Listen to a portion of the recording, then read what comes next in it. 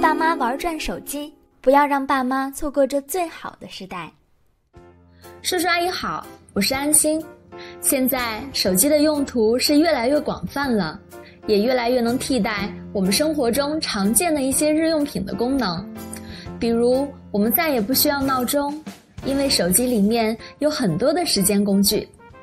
这一期的内容啊，就让安心来教您如何使用手机里面的闹钟和计时器吧。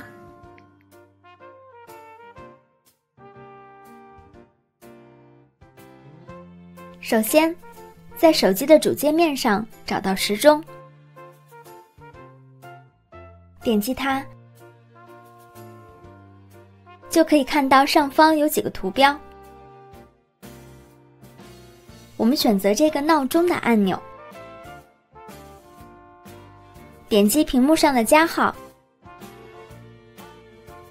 在这里上下滑动设定时间，左边是几点，右边是几分。选好后，点击右上角的保存或确定，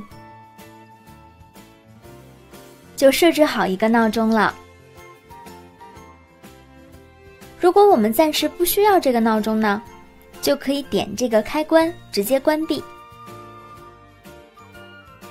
学会了闹钟，安心再教您一个更实用的工具——计时器。平时做饭、炖个肉啊、熬个汤什么的，都可以用它来做倒计时。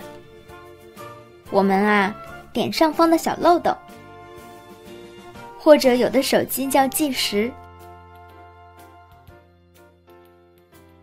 然后设定您想要的计时时间，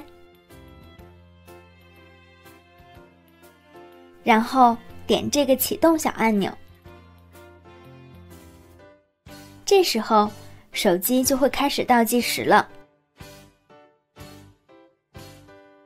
时间一到，手机自动会来提醒您到点啦。最后，安心提醒您，设置好闹钟和计时器以后，记得把手机的音量放大哦。看，很方便吧？通过简单的操作，就能使用闹钟和计时器了。叔叔阿姨赶紧去试一下吧。闹钟帮您把事记，做菜打开计时器。学会了记得转发给朋友，一起学习吧。